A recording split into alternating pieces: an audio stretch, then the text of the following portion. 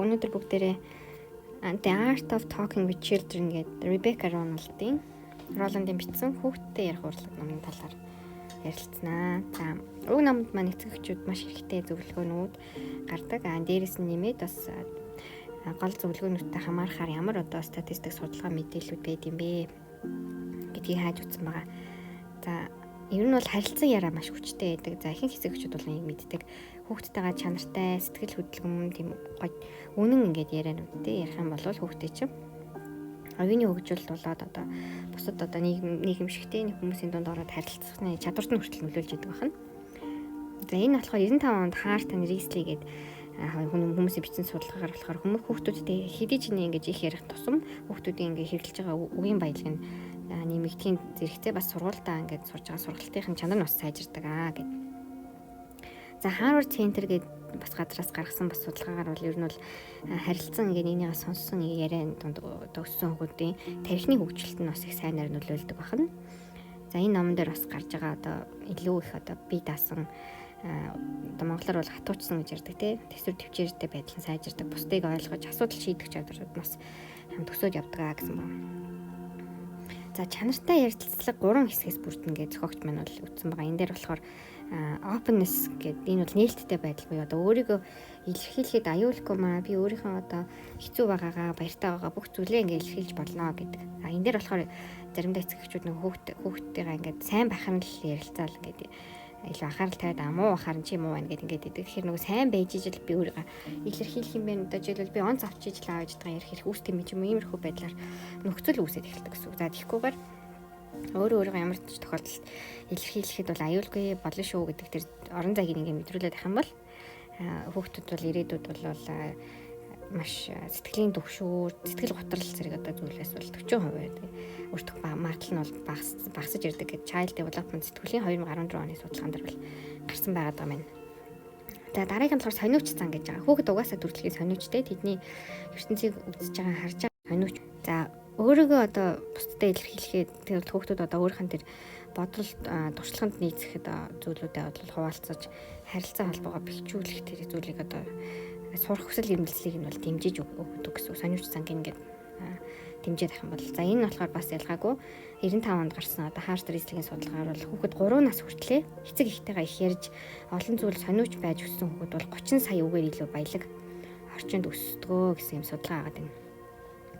Тэгэхээр ерөөсө хүүхэд за энэ юуж мэдэхгүй юм чи санахгүй юм чи гэхээсээ илүү сониучнаар нээлттэйгээр харьцаж явах хэрэгтэй. Дээрээс нь болохоор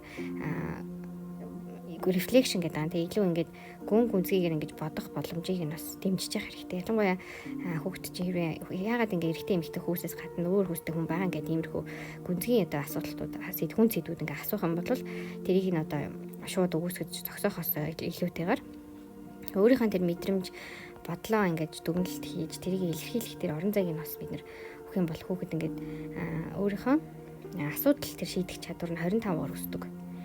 Өөрийн мэдрэмж туршлагын талаар ингээ эргцүүлэн бодоод сурчдаг гэсэн үг. Тэгэхээр тэр дадлыг хөвшүүлчих юм бол бид нар асуудал шийдвэрлэх чадвар гэдэг энийг том болсон ингээ сургалтанд хүртэл суудаг тий. Тэр чадварыг 25% өсгөдөг гэсэн юм судалгаа байгаа даа. 2017 оны. За тэгээд дээрэс нь ярилцах арга практикууд бас байгаа.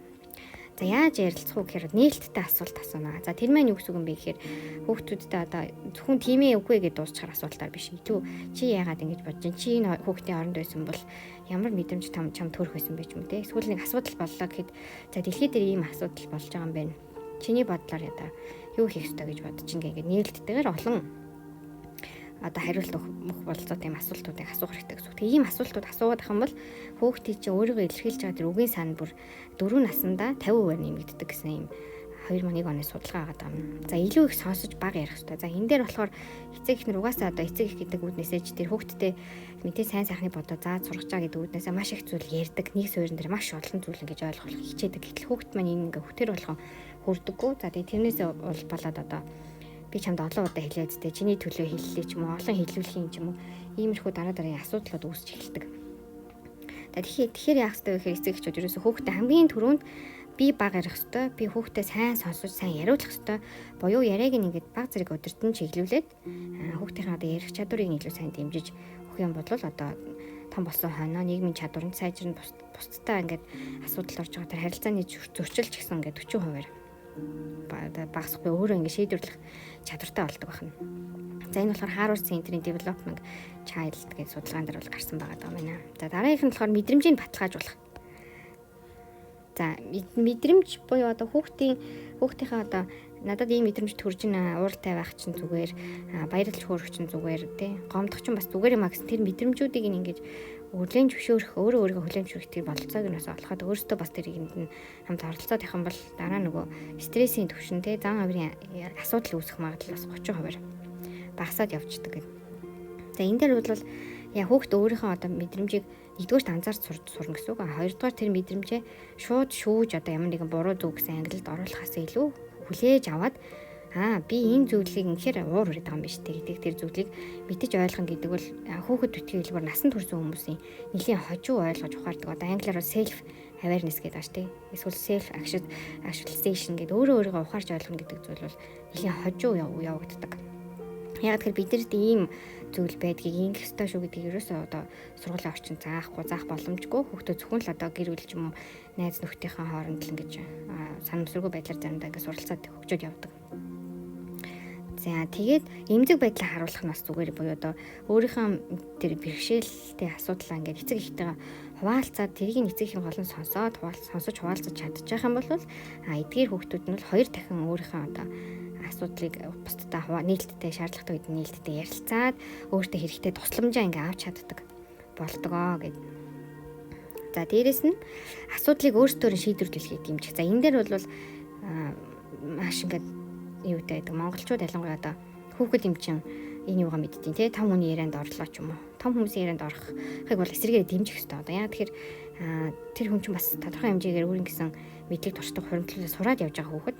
Тэр ярианд ингэж оруулахгүй бол нөгөө хүүхэд маань тэр суралцах боломжоо бас төдий чинь алдна гэсэн үг. Мэдээж шаардлагагүй хэсгүүд бол байгаа тий хүүхэд оролцох шаардлагагүй. Одоо юу гэдэг мөнгө санхүүний талаар ярьж байгаа үед бол тэрэн дээр бол оролцох хэрэггүй. Мэдээж гэхдээ баг зэрэг санал авах зүйл дээр бол оролцуулах хэрэгтэй үед бол оролцуулна гэсэн үг. Тэгэхээр өөрөө тэр асуудлыг одоо шийдэж болно, шийдэх чинь зөв шүү гэж байгаа зүйлийг хүүхдэд урамшуулад ах юм бол ер нь бол гүйцэтгэх ур чадвар бол 20%-аар илүү сайжирдаг гэж. Яг тэгэхээр илүү бие дааж сурж гин гэсэн үг шүү дээ, тий.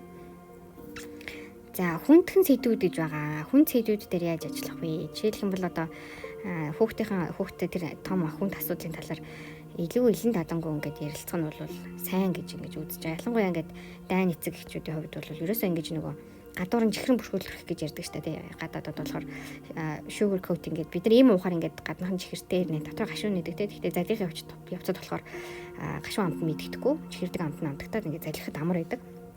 Яг энэтэй адилхан бид нар асуудлыг илэн талангүй ярихгүй зүгээр гадуур нь ингээд энэ асуудал чи зүгээрээ өөр амар ядар зовоод байгаа чинь би зүгээрээ гэл ингээд хүчлээд хүүхдтэйгээ одоо тоглож байгаатай адилхан зүйл болоод байгаа байхгүй. Тэгэхээр эцэг эхчүүд юу зүйлээд юм гэхээр зарим зүйл дээр үнэхээр илэн талангүй байгаад тэрийг хүүхдүүдэд илэрхийлээд энэ одоо бид нар тохиолддог томчууд тохиолддог энэ стресс, ажлаас үүдэлтэй стресс одоо юу гэдэг нь нийгэм ч юм уу эсвэл ингээ өвдөж зовох ч юм ийм зүйлүүд чинь хүний амьдрал тохиолддог зүгээр л зүйл юм шүү гэдгийг багаас нэг ойлгуулт юм байна.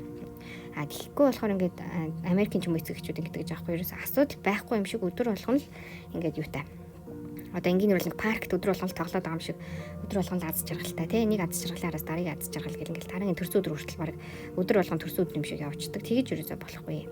Бага зүйлийг байгаагаар нь хэлэх юм бол нөгөө хүүхд ч өөрөө энэ зүйлийг ойлгож ухаараад дараа нь тэр зүйлтэй учирсан үедээ бол энэ ч угаасаа юм зүйл болдсон ш. Тэгээд тэрийг ингэж өөрөө зохицуулж чаддаг буюу одоо сэтгэл төвшин магадлал нь 60% бууж ирдэг гэд судалгаа гаргад байгаа юм. За насны онцлогтон тохируулан ярилцсанаа гэн. За тэгээд мэдээж түрүү хэлсэн дээрх ярихгүй зарим зүйлүүдээ бол мэдээж насанд нь тохируулж ярина гэсэн үг. За ингэх юм бол ойлгож ингэж санах чадвар нь 30%-аар нэмэгддэг байна. За мэдрэмжийн тухай ярьж байгаа зүйл бол хэвийн зүйл гэдгийг маш сайн ойлгох хэрэгтэй. Яг тэр хүн түрүү хэлсэн угаасаа л амтан угаасаа л мэдэрдэг учраас тэр зүйл хэвийн зүйл юм гэдгийг ойлгохгүй бол ууралж бухимдах, шантрах ч юм уу тий гомдох үедээ би яагаад ингэж үгүй өөрийгөө зэмлээд байж болохгүй үйлдэл гаргацсан юм шиг ингээд асуудалд орно гэсэн үг дараа нь. Тэгэхээр ерөөсөө тогтмол энэ мэдрэмжийн талаар ярьж байгаа хүүхдүүдийн зан авирын асуудал холбоотой асуудал гарах нь бол 45%-аар бага байдаг гэтэл сэтгэл хөдлөлийн оюун ухаан бол харьцангуй өндөр хөгждөг гэсэн юм 12 оны судалгаа гаргад байгаа. Тэгээ ер нь энэ номон дээр гарч байгаа жишээнүүдийг харахад ч гэсэн хүүхдтэйгээ яг л би даасан хүн гэдэг байдлаар л харьцах хэрэгтэй. Тэгэхгүй ингээд бүх зүйлийг нь за чи бос чи суу чи хоолой чи сургуульд яв гэд ингээд ахын бол нөгөө хүүхд маань нэгдүгээр эцэг хин нэгний хараал одоо хамаарал донд ингээд тэр команд гэж гэх юм уу те баг хүлээгээ сууж яадаг болчдөг. Эсвэл ямар нэгэн мэдрэмжээ ингээд одоо төрхөөр нь тэрийг илэрхийлж сурааг бол тэрнээсээ айх ч юм уу те эсвэл тэрийг одоо мартагнуулах ямар нэгэн одоо зүйлд дондох ч гэдэг юм. Тийм асуудлууд үүсдэг гэж байгаа байхгүй. За эсэргүүцэл бол мэдээж тулгарна. За энэ үед яах ёстой вэ гэхээр одоо яриараа гэж заавал албадах бол хэрэггүй. За ярихт нь хүчтэхгүйгээр өөртөө ярих тэр боломж бололцоог нь олгоод ах юм бол тийм харилцаанаас зайлсхийх магадлал нь бол 40-35% бага болж ирдэг. Дээрээс нь эцэг эхтэйгээ ярихдаа илүү эерэг хандлагатай байдаг. За дээр нь тоглоомны одоо давуу талыг бас дадал туршил болгож одоо ашиглах юм бол хүүхд тоглоомоор дамжуулж маш олон зүйлийг сурах боломжтой байдаг. За тийм ч учраас тоглоомыг олон сургалтын материал, номуудад бол ашигладаг. Тэгэхээр өдөр тутмын одоо энэ жижиг тоглоом үйлдэлүүдээр дамжуулах эцэг эхтер маань яах ёстой вэ гэхээр хүүхдийнхээ одоо идэвхтэй оролцох, өөрийгөө илэрхийлэх, төрөний хийсэн мэдрэмжээ илэрхийлэх, таалагдаад байгаа, таалагдахгүй байгаад гэх мэтчлэн зүйлийг илэрхийлэх боломжийг нь бол бас олгоод байж болно гэсэн үг. За ингэх юм бол ерөөсөө тэр бидний хүсэж байгаа нэг өөрийгөө яаж илэрхийлдэг болох уу, яаж юмд идэвхтэй зүтгэлтэй болох уу гэдээ бүх эцэг эхний хүсдэг зүйл маань 50% өсөх бололцоотой байдаг бахна. Урт хугацаанд юу ямар ашиг тустай вэ гэхээр мэдээж сэтгэлийн удирдах чадвар буюу одоо сэтгэл хөдлөлийн IQ бол сайжирна, өөрийгөө үнэлэх хөдөлмөнд дээшлэн харилцаа бол ингээд маш сайн хэмжээнд харилцах боломжтой тийм харилцааны чадвар тусуудаг бахна. Бодол хэл ярианы чадвар ч гэсэн сайжирна. За сэтгэл хөдлөлийн тухай ингээд чанартай яриа өрнүүлж ингээд чадж байгаа бол та хүүхдийн одоо тэр ямар нэгэн байдлаар генет ингээд манайхан бол ярьдаг штеп огцон муурлах юм ингээд сэтгэл хөдлөлийн ингээд дэсрэлт ингээд гарах магадлал бол 30% багасч ирдэг. Дээрээс нь даван туулах чадвар нь бол 2 дахин ингээд илүү байдаг гэж амна. За хэрвээ та хүүхдээ гэртээ сонсох ойлгох тэр боломжийг нь олгоод байж чаддаг байх юм бол тэр хүүхэд өөрийгөө үнэлэх хөдөлмж нь тариу одоо 20-25% илүү болж ирдэг. Дээрээс нь нээлттэй харилцдаг гэр бүлийн хүүхдүүд бол эцэг эхтэйгээ 45% бат бөх харилцаатай зөрчилтөн байдаг. За энэ дээр бол ингээд хөгжилтэй ч юм уу гонигтай ч юм уу чинэд байдаг штэ. Тэгээ нэг хүүхдээ тоохгүй утсаа ухаал ингээд нэг мэдээ том болцсон дараа нь хүүхд нь аав ээжгээ тоохгүй гэдэг шиг тийм нөгөө ямар үр тарин ямар одоо үржимээс хурааж авна гэж ярьдаг. Тэгээ тэрнтэй адилхан зарчим яваад байгаа юм л да. Тэгэхээр та хүүхдээ ямар зан харилцаатай юуг ингэж дав туулж чаддаг хүн болохыг хүсэж чинь тэр одоо зүйлээ өөрөө биеэрээ л багаас нь илэрхийлэх хэрэгтэй л гэсэн үг байна. За гэртээ идэвхтэй чанартай харилцдаг хүүхдүүдийн хэл яриа сэтгэлгээний хөгжил нь 30-40% илүү байдаг гэж байгаа юм. За насанд нь тохируулах бас чухал гэсэн тий. Тэгээд энэ болохоор зан авиртанд тохируулж ярилцах хэрэгтэй. Дээрэс нь өсвөр наснд ч гэсэн ер нь баядаг ярилцах хэрэгтэй. За энэ өсвөр настай юм чинь миний хэлж байгаа ойлгохгүй ч гэдэг юм уу тий ааш нь олдохгүй гэдэг ингээ орхихоос илүү харин ч сайн ярилцах шаардлагатай. За эцэг эхчүүд нь хүүхдүүдэд ингээ идэвхтэй оролцоог нь ингээ хангадах юм бол сэтгэл зүйн хувьд илүү ингээ тасан зохицох боломжтой болдог. Дээрэс нь өсвөр насндаа эцэг эхтэйгээ идэвхтэй утга учиртай харилцдаг байсан хүүхдүүд болохоор том болсон оны ямар нэгэн эрсдэлтэй зан үйл гарах магадлал нь дахиад 35% багасдаг.